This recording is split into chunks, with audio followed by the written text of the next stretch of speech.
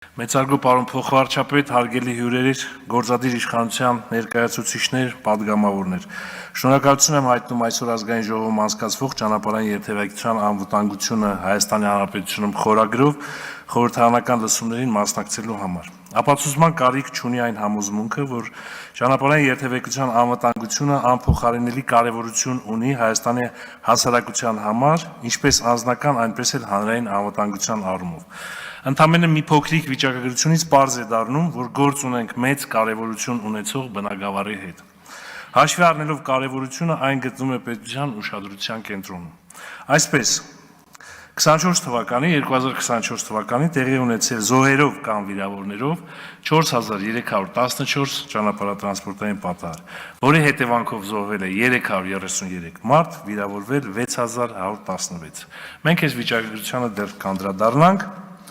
Իսկ միայն 25 թվականի հունվար, փետրվար, մարտ ամիսներին արձանագրվել է 988 զոհերով կամ վիրավորներով ճանապարհատրանսպորտային պատահար, արդյունքում 60 զոհ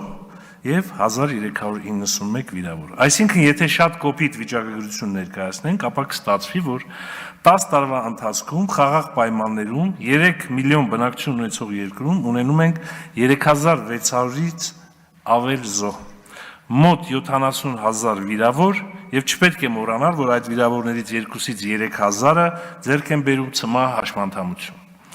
Սա վերաբերում է միայն զոհերով եւ վիրավորներով ճանապարհատրանսպորտային պատահարներին։ Այս թվերի մեջ ներառված չեն միայն գույքային վնասով պատահարները։ Միայն 2024 թվականի ընթացքում գրանցվել է մոտ 72000 գույքային վնասով ճանապարհատրանսպորտային պատահար։ Նույն տարում ապահովագրական ընկերությունները փոխհատուցել են ավելի քան 20 միլիարդ դրամ։ Այս թվի մեջ չի ներառվում կասկո ապահովագրությունը։ Կան վերլուծություններ, որ Հայաստանը ճանապարհատրանսպորտային պատահարների զոհերի ցուցանիշով բնակչության շնչին ընկնող հաշվով լավագույն դեպքում աշխարհի երկրների ցանկում միջին դիրք ունի, ինչը իհարկե մեզ չի բավարարում։ Հիմա կփորձեմ գնահատական տալ ճանապարհային երթևեկության անվտանգության բնագավառում վերջին 5-6 տարում կառավարության կողմից իրականացված աշխատանքներին։ Իհարկե, բնագավառի կարևորագույն առանցքային մասն են կազմում ճանապարհային շինարարությունը, հիմնանորոգումը, վերանորոգումը եւ այս առումով հնարավոր չէ չփաստել, որ կատարվել է աննախադեպ ծավալի աշխատանքներ։ Հիմնանորոգվել, նորոգվել եւ կառուցվել են 2414 կիլոմետր մոտ ճանապարհներ։ Սրա մեջ չի մտնում սուբվենցիոն ծրագրերով իրականացված ծրագրերը ճանապարհների շինարարության, սրա մեջ չի մտնում գրունտային եւ այլ ռազմական նշանակության ճանապարհների շինարարությունը, որի ծավալը նույնպես շատ մեծ է։ Ես կարծում եմ, որ տիկին նախարարի տեղակալը տարածքային կառավարման եւ ենթակառուցվածքի ավելի մանրամասն այս մասով կխոսի։ Մինչ 2021 թվականը խոսում ենք իրականացված ծրագրերի հաջորդ բնագավառի մասին, տեղ զննության բնագավառի մասին։ Մինչ 21 թվականը տրանսպորտային միջոցների սեփականատերերը վճարել են տեղզնության համար սահմանված գումարները, սակայն հիմնականում տեղզնություն չեն անցել, որովհետև օրենսդրությունը պարտադրել է միայն վճարումները, այլ ոչ տեխնիկական զննություն անցնելը։ Կառավարությունը նոր օրենսդրությամբ այս ոլորտը էականորեն լավարկել է, վերացրել տեղզնության կտրոն հասկացությունը, կտրոնի համար պահանջվող վճարը եւ իհարկե տեղզնությունը դարձրել պարտադիր։ Բալային համակարգի մասին խոսենք։ Նշված ժամանակահատվածում ներդրվեց տուգանային միավորների համակարգ։ Սկզբունքը հետևյալն էր. բարձր տուգանքներ չպետք է լինեն, առավելագույնը պետք է լինի 29000 դրամ տուգանք, վերացվեցին 100,000, 200,000, 500,000 տուգանքները, փոխարենը մտցվեց բալային համակարգը, որը էական դրական ազդեցություն ունեցավ երթևեկության անվտանգության ապահովման վրա։ Հաջորդ մեծ ինստիտուցիոնալ փոփոխությունը դա բարեկային ոստիկանության ստեղծումն է։ Սրանով երթևեկության վերահսկման նոր համակարգ եւ մշակույթ ձևավորվեց։ Բարեկային ոստիկանության ինստիտուտի գոյությունը էական ազդեցություն ունեցավ հանցագործությունների, ինչպես նաև իրավախախտումների նախականխման, կանխարգելման եւ բացահայտման գործում։ Ինչպես 2024 թվականի բարեկների կողմից, այսպես օրինակ, մի հատ վիճակագրություն եմ բերում, արդեն պարզ է բարեկային ոստիկանության դերի մասին, կարևոր դերի մասին, միայն 2024 թվականին Բարեկային ոստիկանության կողմից հայտնաբերվել է ավելի քան 4000 հանցագործության դեպք։ Սա միայն հանցագործությունների մասին, ես չեմ նշում իրավախախտումները ճանապարհային երթևեկության կանոնների, որոնք մի քանի 100,000-ի են հասնում։ 4000 հանցագործության դեպքից 1811-ը եղել է թմրամիջոցների բացահայտում։ 1811 թիվը երբևէ ամբողջ ոստիկանությունը գուցե մի տարվա աշխատանքի արդյունքում այսքան թմրամիջոցների բացահայտում չի ունենում, ինչքան մենակ Բարեկային ոստիկանությունը մեկ տարվա ընթացքում։ Վարորդական իրավունքների ստացման գործընթացում ինչ է արել պետությունը, կառավարությունը։ Զգալիորեն բարդացվել է տրանսպորտային միջոցներ վարելու իրավունքների ստացման գործընթացը։ Այդ ոլորտում բացի գործընթացի բարդացումից, այսինքն տեսական եւ գործնական քննությունների ներկայացվող պահանջների ավելացումից, ուժեղացել է նաեւ համակարգի նկատմամբ վերահսկողությունը, ինչը էականորեն նվազեցրել է համակարգում կոռուպցիոն ռիսկերը։ Այսօր առանց տեսական եւ գործնական գիտելիքների գրեթե հնարավոր չէ ստանալ վարորդական իրավունք։ Ինչ է արվել նաեւ երթևեկության շատ կարևոր մի բնագավառում հասարակական տրանսպորտի։ Բարեփոխումներին իրականացում հասարակական տրանսպորտի ոլորտում այս մասով պետք է ասեմ, որ ճանապարհային երթևեկության անվտանգությունը մեծապես կախված է հասարակական տրանսպորտի գործունեության արդյունավետությունից։ Կախվածությունը հետևյալն է. Եթե մենք չունենանք կանխատեսելի, հարմարավետ, անվտանգ եւ մատչելի հասարակական տրանսպորտ, մենք չենք կարող երթևեկության անվտանգության ապահովման մակարդակը հասցնել ցանկալիին։ Դա բացառված է։ Ինչու՞մն է կապը։ Կապը հետևյալն է, որ տեսեք Հայաստանի Հանրապետության բնակչությունը գրեթե չի ավելանում կամ չնչին ավելացում ունենք, բայց տրանսպորտային միջոցների քանակը վերջին մի քանի տարվա ընթացքում կրկնապատկվել է։ Բնակչության ավելացում չունենք, բայց տրանսպորտային միջոցների քանակը ավելանում է։ Ինչու է ավելանում տրանսպորտային միջոցների քանակը Հայաստանի Հանրապետությունում։ Որտեղ չկա պատշաճ, կանխատեսելի, հարմարավետ հասարակական տրանսպորտ։ Այսինքն մարդիկ տեղաշարժվելու համար առաջին բանը, որ մտածում են, թեկուզ էժանագին տրանսպորտային միջոց են գնում, որպեսզի կարողանան անվտանգ եւ ժամանակին տեղից տեղ շարժվեն։ Եվ ցանկացած մարդ, որ այսօր ուսանող է դառնում կամ արդեն մտնում է կյանք, 18 տարին լրանում է, առաջին բանը, որ մտածում է, ոնց անի տրանսպորտային միջոց ձեռք բերի, որպեսզի կարողանա ժամանակին տեղաշարժվել եւ իր տեղաշարժման խնդիրները լուծել։ Մենք պետք է ունենանք այնպիսի հասարակական տրանսպորտ, որ անգամ ավտոտնակում 2-3 մեքենա ունենալու պարագայում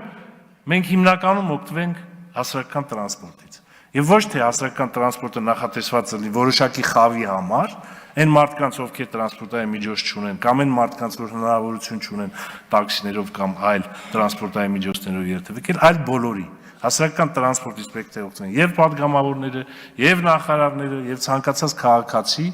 եւ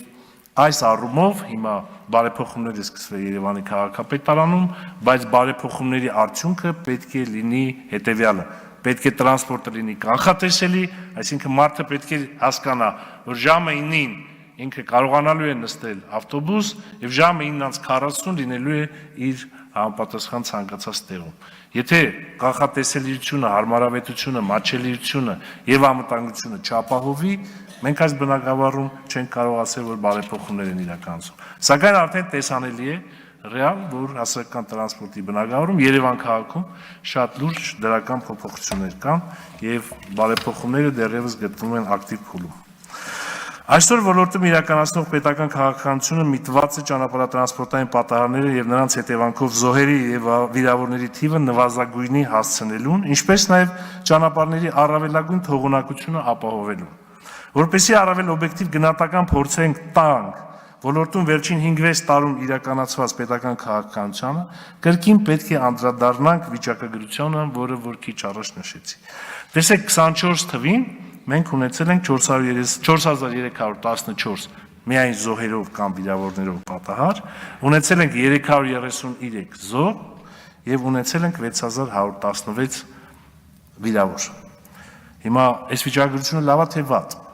Հիմա ես բերում եմ 23 թվականի վիճակագրությունը։ Մենք 23 թվականի համեմատությամբ ունենք պակաս 24 թվին 299 պատահար, ունենք պակաս 45 զոհ եւ ունենք պակաս 421 վիրավոր։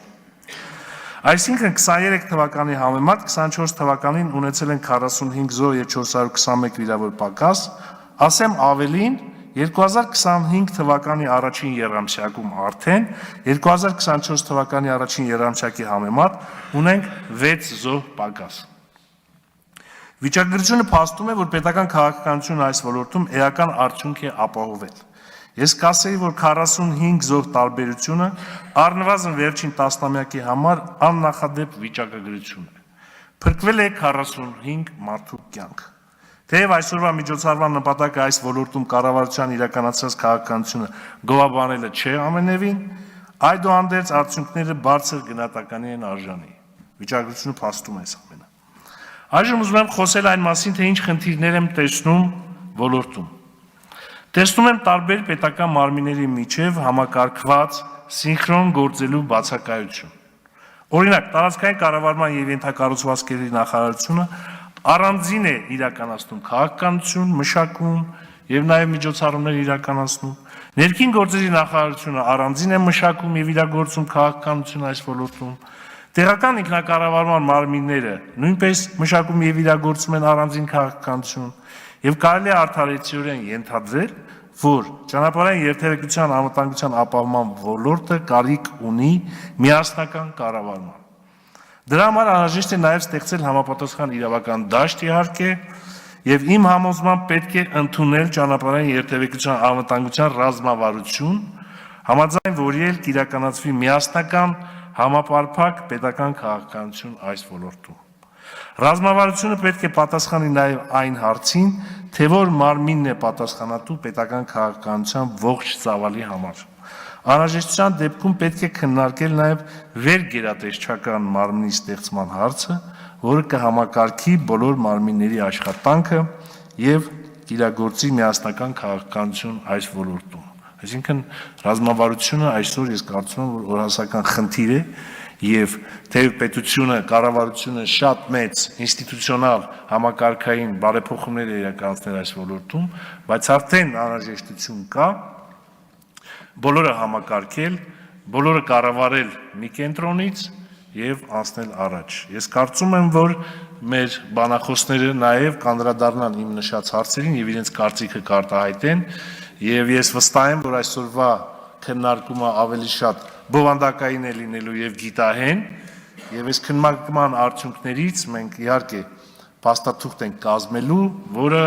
կներկայացնենք Հայաստանի Հանրապետության կառավարություն, Հայաստանի Հանրապետության վարչապետին, իհարկե լսումների արդյունքների մասին։ Շնորհակալություն։ Չմոռանաք հավանել տեսանյութը եւ բաժանորդագրվել Civic AM-ի YouTube-յան էջին։